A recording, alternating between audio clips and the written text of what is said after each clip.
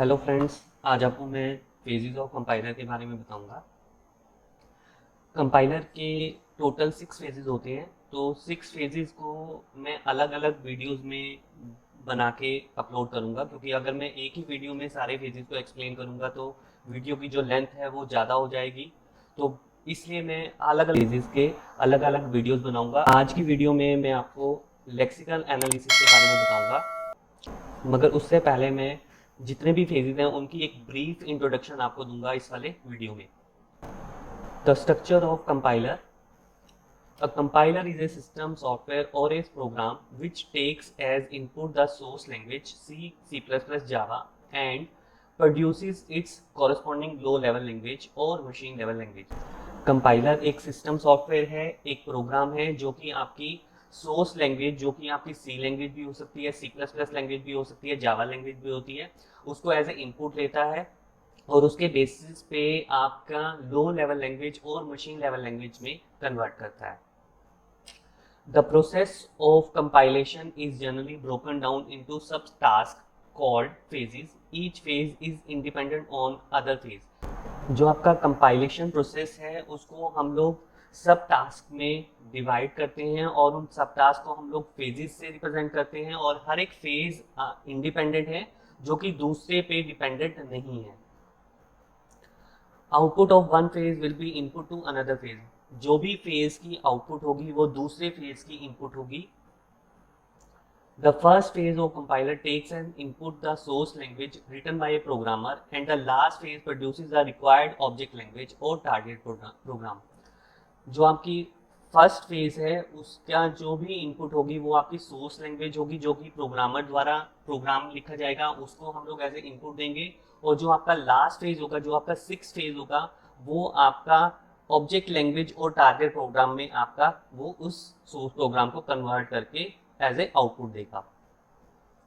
तो सबसे पहले हमारे पास जो सोर्स प्रोग्राम है जिसको हम लोग हाई लेवल लैंग्वेज में हम लोग राइट कर रहे हैं, वो हाई लेवल लैंग्वेज आपकी सी लैंग्वेज भी हो सकती है, सी प्लस प्लस भी हो सकती है, जावा भी हो सकती है। इस सोर्स प्रोग्राम को हम लोग सबसे पहले वाले फेज की इनपुट पे देंगे, जो कि पहला फेज होता है आपका लेक्सिकल एनालिसिस। लेक्सिकल एनालिसिस आपकी सोर्स प्रोग्राम को करेक्टर बाय करेक्टर रीड करेगा और उसके बाद एक मीनिंगफुल वर्ड में कन्वर्ट करेगा और उस वर्ड को हम लोग बोलते हैं tokens. Means lexical analysis basically आपके सोर्स प्रोग्राम को करेक्टर बाय करेक्टर रीड करेगा और टोकन्स की फॉर्म में कन्वर्ट करेगा। Next phase, second phase, syntax analyser. जो भी आपकी लेक्सिकल एनालिसिस की आउटपुट आएगी टोकन्स की फॉर्म में, उन टोकन्स को हम लोग सिंटेक्स एनालाइजर की इनपुट पे देंगे। सिंटेक्स एनालाइजर बेसिकली क्या करेगा, एक उन टोकन्स को हायरार्किकल रिप्रेजेंटेशन में या ट्री रिप्रेजेंटेशन में रिप्रेजेंट करेगा और उसको पास ट्री में कन्वर्ट करेगा। मीन्स जो भी आपके सिंटेक्स एनालाइजर के इनपुट पे टोकन्स आएंगे, उन टोकन्स को कंटेक्स्ट फ्री ग्रामर के बेसिस पे, अभी हम लोग आगे जब सिंटेक्स एनालाइजर करेंगे तो मैं आपको बताऊंगा कंटेक्स्ट फ्री ग्रामर क्या होती है। मीन्स यहाँ पर सिंटेक्स एनालाइजर उन टोकन्स को कंटेक्स्ट फ्री ग्रामर के बेसिस पे पास स्ट्रीम में कन्वर्ट करने का काम करेगा। Third phase, semantic analyser. Semantic analyser जो भी आपका पास ट्री एज ए इनपुट आएगा इस फेज पे, उसकी टाइप चेकिंग करेगा। Semantic analyser basically type casting और टाइप चेकिंग के लिए यूज होता है कि जो भी आपका पास ट्री क्रिएट हुआ है उसमें जो डाटा टाइप चेकिंग है वो आपकी वैलिड है या इनवैलिड है, उसको चेक करने का काम आपका सिमेंटिक एनालाइजर परफॉर्म करता है। नेक्स्ट आपका फोर्थ फेज। फोर्थ फेज आपका इंटरमीडिएट कोड जनरेशन फेज। ये फेज बेसिकली आपका जो भी सिमेंटिक एनालाइजर के थ्रू, जो टाइप कास्टिंग के थ्रू पास ट्री कन्वर्ट होके आएगा, उस ट्री को इंटरमीडिएट कोड जनरेशन में कन्वर्ट करेगा। और ये फेज बेसिकली आपका जो भी ट्री बन के आया है, पास ट्री जो वैलिड डाटा टाइप चेकिंग के थ्रू आपका पास होके आया है, उस ट्री को 3 एड्रेस कोड में कन्वर्ट करेगा। तो यहाँ पर मैं आपको एक वर्ड बता रहा हूँ, 3 एड्रेस कोड। ये बेसिकली हम लोग जब इस फेज को डिटेल में करेंगे तो आपको ज़्यादा क्लियर होगा कि भी 3 एड्रेस कोड क्या होता है, जिसमें हम लोग 2 ऑपरेंड यूज करते हैं, एक ऑपरेटर यूज करते हैं और एक रिजल्टेंट ऑपरेंड यूज करते हैं। तो उसके बेसिस पे आपका जो भी कोड होगा उसको इंटरमीडिएट कोड में जनरेट करेगा। उसके बाद सेकेंड लास्ट फेज है आपका code optimisation. Code optimisation phase basically जो अभी आपका इंटरमीडिएट कोड जनरेट होके आएगा उस कोड को ऑप्टिमाइज करेगा। डिफरेंट डिफरेंट मेथड्स होते हैं उस कोड को ऑप्टिमाइज करने के। लोकल ऑप्टिमाइजेशन होता है, लूप ऑप्टिमाइजेशन होता है, तो उनको हम लोग डिटेल में करेंगे जब ये वाला फेज हम लोग स्टडी करेंगे। तो वहां पर आपको पता चलेगा कि कौन कौन से ऑप्टिमाइजेशन मेथड हैं जिससे आप अपने कोड को ऑप्टिमाइज कर सकते हो। तो जो फिफ्थ फेज है आपके इंटरमीडिएट कोड को ऑप्टिमाइज करेगा, और ऑप्टिमाइज कोड को आप लास्ट फेज की जो कि आपका होता है कोड जनरेशन फेज, उस फेज की इनपुट पे दोगे। ये फेज बेसिकली आपका ऑप्टिमाइज कोड को असेंबली कोड में कन्वर्ट करेगा, और असेंबली कोड में कन्वर्ट होने के बाद असेंबलर उसको एग्जीक्यूटेबल कोड में कन्वर्ट करेगा, और उसके बाद आप लोडर में उस कोड को सेंड कर दोगे एग्जीक्यूशन पर्पस के लिए। अब इस डायग्राम में लेफ्ट साइड पे और राइट साइड में दो बॉक्सेस और आ गए हैं जो कि आपके टेबल मैनेजमेंट है और एरर हैंडलिंग है। ये जो दोनों के दोनों जो आपके ब्लॉक्स हैं ये आपके जितने भी फेजेस हैं, टोटल 6 फेजेस हैं, उन सबके साथ इंटरकनेक्टेड हैं। ये बेसिकली आपके फेजेस नहीं है, ये एक्स्ट्रा ब्लॉक्स हैं जो कि आपके इंटरकनेक्टेड है इन सभी फेजेस से। टेबल मैनेजमेंट बेसिकली एक डाटा स्ट्रक्चर है जो कि आपके जितने भी फेजेस में एट्रीब्यूट्स आएंगे उन एट्रीब्यूट्स को स्टोर करने के लिए हम लोग यूज करते हैं। इसको हम लोग सिंबल टेबल भी बोलते हैं। इसको भी हम लोग आगे डिटेल में करेंगे। उसके बाद नेक्स्ट आपका जो ब्लॉक है वो है एरर हैंडलिंग। अगर आपके फेजेस में कोई भी आपका एरर जनरेट हो रहा है या रिपोर्ट हो रहा है उसको हम लोग एरर हैंडलिंग को देंगे। और उसके बाद जब आपका सारे फेजेस आपके कंपाइल हो जाएंगे, उसके बाद जब एक एरर रिपोर्ट जनरेट होगी तो एरर हैंडलिंग क्या करेगा, जिस जिस फेज में जो जो एरर आपके प्रोड्यूस हुए हैं उसको वो रिपोर्ट के बेसिस पे यूजर को डिस्प्ले कर देगी, और उस यूजर को उस कोड को करेक्ट करना पड़ेगा। तो इसका भी एक चैप्टर है जिसको हम लोग आगे वाले वीडियोस में पढ़ेंगे। तो अभी फिलहाल हम लोगों ने टोटल 6 फेज चेक किए कि भी कौन कौन से फेज क्या क्या काम कर रहे हैं। अब हम लोग डिटेल में स्टडी करेंगे कि भी हर फेज क्या टास्क परफॉर्म कराता है, किस पर्पस के लिए हम लोग उस फेज को यूज करते हैं।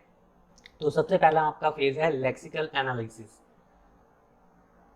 तो लेक्सिकल एनालिसिस बेसिकली आपका एक तरह से स्कैनर है। It reads the source program one character eight A time and group them into tokens. जो आपका लेक्सिकल एनालिसिस है वो जो भी आपका सोर्स प्रोग्राम होगा उसको वो करेक्टर बाय करेक्टर रीड करेगा। मीन्स एक करेक्टर को एट ए टाइम रीड करेगा और उसको ग्रुप करेगा मल्टीपल करेक्टर्स को, जिसको हम लोग टोकन से रिकॉग्नाइज करते हैं। A token is a sequence of characters with collective meaning। Means आपके पास जो टोकन होगा वो एक सीक्वेंस ऑफ करेक्टर्स का होगा जिसका एक कलेक्टिव मीनिंग होगा, जिसको हम लोग टोकन्स बोल रहे हैं। और टोकन्स आपके कौन कौन से हो सकते हैं, कीवर्ड्स हो सकते हैं, आइडेंटिफायर्स हो सकते हैं, ऑपरेटर्स हो सकते हैं, लेबल्स हो सकते हैं, कॉन्स्टेंट हो सकते हैं, ऑपरेटर्स हो सकते हैं, और डीलिमिटर्स हो सकते हैं। कीवर्ड्स बेसिकली आपके जो भी हम लोग सी लैंग्वेज में या सी प्लस प्लस लैंग्वेज में जो कीवर्ड्स यूज करते हैं उसको हम लोग एज ए टोकन रिकॉग्नाइज करेंगे लेक्सिकल एनालिसिस में। आइडेंटिफायर जो भी आप वेरिएबल्स नेम्स यूज कर रहे हो अपने प्रोग्राम में उनको हम लोग यहाँ पर आइडेंटिफायर से रिकॉग्नाइज कर रहे हैं। ऑपरेटर्स आप यहाँ पर अर्थमेटिक ऑपरेटर, लॉजिकल ऑपरेटर, जो भी आप ऑपरेटर यूज करोगे अपनी लैंग्वेज में उनको हम लोग यहाँ पर एज ए टोकन रिकॉग्नाइज करेंगे। लेबल्स बेसिकली आपके जो गो टू स्टेटमेंट्स होती हैं जो हम लोग सिर्फ सी लैंग्वेज में यूज करते हैं, सी प्लस प्लस में यूज नहीं करते हैं, उन गो टू स्टेटमेंट्स को भी हम लोग एज ए टोकन रिकॉग्नाइज करेंगे। कांस्टेंट वैल्यूज आपकी न्यूमेरिक वैल्यूज होंगी जिसमें आपकी इंटीजर वैल्यूज भी हो सकती हैं और फ्लोट वैल्यूज भी हो सकती हैं। देन उसके बाद डी लिमिटर में हम लोग parenthesis, opening parenthesis, closing parenthesis और सेमीकोलन को हम लोग एज ए टोकन रिकॉग्नाइज करते हैं। उसके बाद जब आपने पूरे प्रोग्राम में से टोकन्स को रिकॉग्नाइज कर लिया तो उन टोकन्स को हमें सिंबल टेबल में स्टोर कराना है, और सिंबल टेबल को हम लोग टेबल मैनेजमेंट से रिप्रेजेंट करते हैं। Lexical analysis reads the source program character bye character and return the tokens of the source program. आपका जो भी प्रोग्राम होगा उस प्रोग्राम को कैरेक्टर बाय कैरेक्टर रीड करेगा और एक सीक्वेंस ऑफ कैरेक्टर्स को कंबाइन करेगा और उसको एज ए टोकन रिकॉग्नाइज करेगा और रिटर्न करेगा as a token. A token is a sequence of characters which have some collective meaning, then it insert token into symbol table। जब भी आपके पास सीक्वेंस ऑफ कैरेक्टर्स आएंगे उनका एक कलेक्टिव मीनिंग होगा उस कलेक्टिव मीनिंग को हम लोग एज ए टोकन से रिप्रेजेंट करेंगे और उस टोकन्स को हम लोग सिंबल टेबल में स्टोर करेंगे। तो यहाँ से इस डायग्राम से ये पता चल रहा है कि भी जो हम लोग सोर्स प्रोग्राम लेक्सिकल एनालिसिस की इनपुट पे दे रहे हैं और लेक्सिकल एनालिसिस उन सोर्स प्रोग्राम को करेक्टर बाय करेक्टर रीड कर रहा है और टोकन्स की फॉर्म में रिटर्न कर रहा है। यहाँ पर हम लोग ये चेक करेंगे कि भी टोकन्स के एग्जाम्पल कौन कौन से हैं। सबसे पहला टोकन होता है आपका, टोकन कैटेगरी होती है आपकी कीवर्ड्स, जिसमें हम इफ, एल्स, फॉर, व्हाइल और जितने भी हम लोग उस लैंग्वेज के कीवर्ड जिनका प्री डिफाइंड मीनिंग होता है, जो भी हम लोग कीवर्ड्स यूज करते हैं उनको हम लोग एज ए टोकन रिप्रेजेंट करेंगे। उसके बाद है ऑपरेटर्स। ऑपरेटर्स में आप लोग यहाँ पर हम लोग अरिथमेटिक ऑपरेटर्स भी यूज कर सकते हैं, लॉजिकल ऑपरेटर भी यूज कर सकते हैं और आपके रिलेशन ऑपरेटर्स भी होते हैं, वो भी एज ए टोकन रिकॉग्नाइज होंगे। कांस्टेंट वैल्यूज, जिसमें हम लोग न्यूमेरिक वैल्यूज यूज करते हैं विदाउट डेसिमल और विद डेसिमल, जिसको हम लोग फ्लोट कांस्टेंट बोलते हैं, तो दोनों वैल्यूज को हम लोग एज ए टोकन में रिकॉग्नाइज करेंगे। आइडेंटिफायर्स, जो भी आप वेरिएबल्स यूज करते हो अपने प्रोग्राम में, सपोज यहाँ पर हम लोगों ने x, y, num, sum variables use किए हुए हैं, इनको भी हम लोग यहाँ पर as a identifier token use करेंगे। नेक्स्ट आपका लेबल। लेबल में हम लोग गो टू स्टेटमेंट को यूज करते हैं। तो गो टू स्टेटमेंट बेसिकली क्या होता है कि जो आपकी एग्जीक्यूशन स्टेप्स होते हैं या एग्जीक्यूशन सीक्वेंस होती हैं उसको आप चेंज कर रहे हो एक पर्टिकुलर लेबल पे, उसके लिए हम लोग गो टू स्टेटमेंट यूज करते हैं। तो यहाँ पर हमें गो टू स्टेटमेंट को भी एज ए टोकन रिकॉग्नाइज करना है। इस वाले एग्जांपल में गो टू क्या है, एक कीवर्ड है और 200 बेसिकली एक लेबल है। जहां पर भी आपने अपने कंट्रोल को शिफ्ट कराना है तो जहां पर आपका 200 लेबल होगा उस पर्टिकुलर लोकेशन पे आपका जो कंट्रोल है वो मूव कर जाएगा। नेक्स्ट आपका डीलिमिटर्स। डीलिमिटर में हम लोग ओपनिंग पैरेंथेसिस, क्लोजिंग पैरेंथेसिस और सेमीकोलन को एज ए टोकन यूज करते हैं। नॉन टोकन्स कौन कौन से होते हैं, वाइट स्पेस, जो भी आपके वर्ड्स के बीच में जो स्पेसेस होते हैं उनको हम लोग वाइट स्पेसेस बोलते हैं, उसको हम लोग एज ए टोकन कैटेगरी में हम लोग ऐड नहीं करते हैं। उसके बाद जो आपके कमेंट्स होते हैं प्रोग्राम में, जो आपने कमेंट्स किए होते हैं, चाहे आप सिंगल कमेंट्स किया हो चाहे मल्टी कमेंट किया हो, तो उसको भी हम लोग एज ए टोकन रिकॉग्नाइज नहीं करते हैं। नेक्स्ट आपका एग्जाम्पल। इस एग्जाम्पल के बेसिस पे हम लोग लेक्सिकल एनालिसिस परफॉर्म कराएंगे। What will be the operations performed by lexical phase on input string? हम लोग के पास एक input string है, उसके बेसिस पे हमें एक lexical analysis का जो ऑपरेशन है वो परफॉर्म कराना है। input string है हमारे पास a equals to b plus 5 multiply c minus 10.5। तो अब हम लोग इसको लेक्सिकल फेज के ऑपरेशन से परफॉर्म कराना है। तो सबसे पहला स्टेप होता है find out tokens and their types. हमें उस स्ट्रिंग की टोकन्स फाइंड आउट करने हैं और उसके टाइप्स को फाइंड आउट करना है। तो हम एक यहाँ पर एक टेबल क्रिएट करनी है जिसमें हम लोग एक टेबल में कॉलम रखेंगे टोकन टाइप और दूसरा कॉलम रखेंगे हम लोग वैल्यूज। तो यहाँ पर हमें इस इनपुट स्ट्रिंग में टोकन्स को रिकॉग्नाइज करना है। तो हमारे पास सबसे पहले है आइडेंटिफायर्स। हमारे पास तीन टाइप के आइडेंटिफायर्स हैं, ए बी सी, जो हम लोग वेरिएबल्स यूज कर रहे हैं उसको हम लोग यहाँ पर आइडेंटिफायर्स बोल रहे हैं। उसके बाद है ऑपरेटर्स। आप यहाँ पर ऑपरेटर्स यूज कर रहे हो 4 टाइप के, assignment operator, plus operator, multiply operator और माइनस ऑपरेटर। उसके बाद आप कांस्टेंट वैल्यूज यूज कर रहे हो 5, 10.5 वैल्यू। तो आपके पास यहाँ पर टोटल 6 कैटेगरीज के टोकन्स होते हैं, उसमें से आपने अपनी स्ट्रिंग के बेसिस पे यहाँ पर टोकन्स को रिकॉग्नाइज कर दिया। आपके पास इस एग्जांपल के थ्रू सिर्फ 3 कैटेगरीज के टोकन्स हैं जिसको हम लोग आइडेंटिफायर्स से रिप्रेजेंट कर रहे हैं, ऑपरेटर से रिप्रेजेंट कर रहे हैं और कांस्टेंट वैल्यू से रिप्रेजेंट कर रहे हैं। Step number 2, put information about tokens into symbol table. अब हमें इस इनपुट स्ट्रिंग के बेसिस पे हम लोगों ने टोकन्स कैटेगरीज रिकॉग्नाइज कर ली। अब उस टोकन्स को आपको सिंबल टेबल में स्टोर कराना है। तो सिंबल टेबल में आपको कुछ टोकन्स कैटेगरी को ही सेव कराना होता है, कुछ को आपको सिंबल टेबल में स्टोर नहीं कराना पड़ता। उसमें से आपके कौन से वो टोकन्स हैं जिनको हम लोग सिंबल टेबल में स्टोर कराते हैं। पहला कैटेगरी है आपकी आइडेंटिफायर्स। आइडेंटिफायर्स को हम लोग सिंबल टेबल में स्टोर कराते हैं। कांस्टेंट वैल्यूज को हम लोग सिंबल टेबल में स्टोर कराते हैं और जो आपकी लेबल जो हम लोग गो टू स्टेटमेंट यूज करते हैं उसको भी हम लोग सिंबल टेबल में स्टोर कराते हैं। ऑपरेटर्स को हम लोग सिंबल टेबल में स्टोर नहीं कराते हैं। डीलिमिटर्स को हम लोग स्टोर नहीं कराते हैं। तो ये वाली कैटेगरीज के टोकन्स को हम लोग स्टोर नहीं कराते हैं। तो यहाँ पर जो हम लोगों ने टोकन्स रिकॉग्नाइज किए थे पहले वाले स्टेप में, उन टोकन्स को हमें सिंबल टेबल में स्टोर कराना है। तो हमें सिर्फ आइडेंटिफायर्स को और कांस्टेंट वैल्यूज को ही सिंबल टेबल में स्टोर कराना है। तो यहाँ पर हमें सिंबल टेबल क्रिएट करनी पड़ेगी जिसमें हम लोग दो कॉलम डिफाइन करेंगे, एड्रेस और दूसरा कॉलम टोकन टाइप और वैल्यू। तो आइडेंटिफायर्स हमारे पास तीन आइडेंटिफायर्स थे, ए बी सी। अब ए बी सी को हम लोगों को सिंबल टेबल में स्टोर कराना है एक पर्टिकुलर मेमोरी लोकेशन पे। तो सपोज यहाँ पर हम लोग ए को 200 मेमोरी लोकेशन पे स्टोर करा रहे हैं और उसका जो टोकन टाइप है वो है ID1, जिसको हम लोग आइडेंटिफायर बोल रहे हैं, आइडेंटिफायर 1। और इसका जो टाइप है वो है इंटीजर। बाय डिफॉल्ट अभी हम लोग इंटीजर लेके चल रहे हैं और वैल्यू क्या है आपकी ए।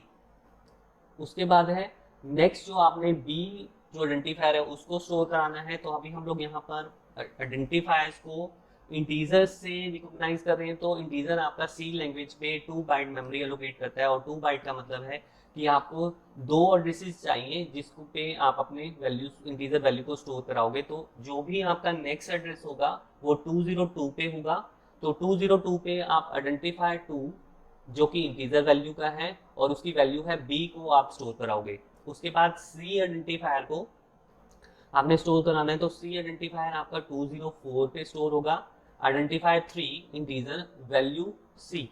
उसके बाद आपने अब कांस्टेंट वैल्यूज को स्टोर कराना है। ऑपरेटर्स को हम लोग सिंबल टेबल में स्टोर नहीं कराते हैं। तो कांस्टेंट वैल्यूज है हमारे पास 5 एंड 10.5। तो हमें इन वैल्यूज को स्टोर कराना है।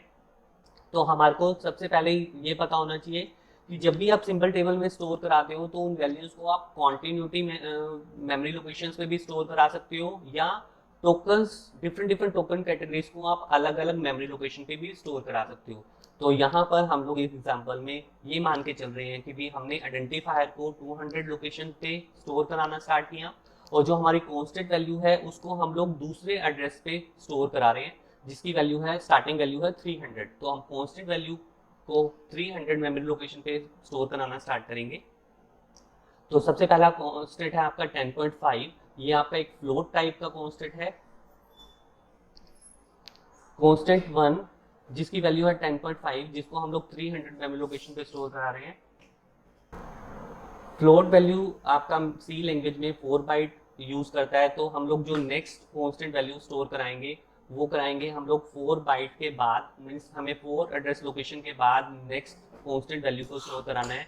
तो नेक्स्ट लोकेशन आपकी आएगी 304। तो नेक्स्ट वैल्यू को हम लोगों ने 304 पे स्टोर कराया जो कि इंटीजर टाइप का कांस्टेंट है और उसकी वैल्यू है 5। तो इस तरह से हम लोग कुछ टोकन्स कैटेगरी को कुछ टोकन कैटेगरीज को ही हम लोग सिंपल टेबल में स्टोर कराते हैं। जो वो कैटेगरीज हैं आपकी आइडेंटिफायर्स, कांस्टेंट एंड लेबल्स। बाकी सारी कैटेगरीज के टोकन्स को हम लोग सिंपल टेबल में स्टोर नहीं कराते हैं। Step number 3, to generate token stream. अब हमें उस स्ट्रीम के बेसिस पे हमें टोकन स्ट्रीम जनरेट करनी है और टोकन स्ट्रीम को हम लोग किस तरह से सिंटेक्स में रिप्रेजेंट करते हैं। स्क्वायर ब्रैकेट में सबसे पहला पैरामीटर आपका टोकन टाइप का आएगा और उसके बाद दूसरा पैरामीटर आपका इंडेक्स आएगा। और इंडेक्स बेसिकली क्या है कि जो भी आपने सिंपल टेबल में उन टोकन्स को स्टोर कराया है उसका एड्रेस। तो इस इनपुट स्ट्रीम के बेसिस पे हम लोग अब टोकन स्ट्रीम जनरेट करेंगे। तो यहाँ पर इनपुट स्ट्रिंग है a equals to B plus 5 multiply C minus 10.5। तो इसके बेसिस पे हम लोगों ने पहले दो स्टेप्स परफॉर्म कर लिए। अब हमें थर्ड स्टेप में टोकन स्ट्रीम जनरेट करनी है। तो a टोकन टाइप क्या है, आइडेंटिफायर 1। इसको हम लोगों ने मेमोरी लोकेशन 200 पे स्टोर कराया, इक्वल्स टू b जो हमारा आइडेंटिफायर 2 है जिसको हम लोगों ने मेमोरी लोकेशन 202 पे स्टोर कराया, प्लस 5 एक कांस्टेंट वैल्यू है, इंटीजर कांस्टेंट वैल्यू जिसको हम लोगों ने 304 में स्टोर कराया, मल्टीप्लाई सी जो कि आपका आइडेंटिफायर 3 है जिसको हम लोगों ने 204 मेमोरी लोकेशन पे स्टोर कराया, और माइनस 10.5 आपका कांस्टेंट वैल्यू है जो कि फ्लोट वैल्यू है जिसको हम लोगों ने 300 मेमोरी लोकेशन पे स्टोर कराया। और इस तरह से आप अपने इनपुट स्ट्रीम को टोकन स्ट्रीम में जनरेट करते हो। तो यहाँ पर आपका पहला जो फेज है वो कंप्लीट हो जाता है। जो भी सोर्स प्रोग्राम होगा उस सोर्स प्रोग्राम को वो पहले टोकन्स रिकॉग्नाइज करेगा और टोकन को रिकॉग्नाइज करने के बाद कुछ टोकन्स कैटेगरीज को वो सिंबल टेबल में स्टोर कराएगा और उसके बाद आप लास्ट स्टेप में टोकन स्ट्रीम जनरेट करोगे। तो आई थिंक आपको पहला फेज क्लियर हुआ होगा। नेक्स्ट वीडियो में मैं आपको सेकेंड फेज जो कि आपका है सिंटेक्स एनालाइजर, उसके बारे में बताऊंगा। Thank you.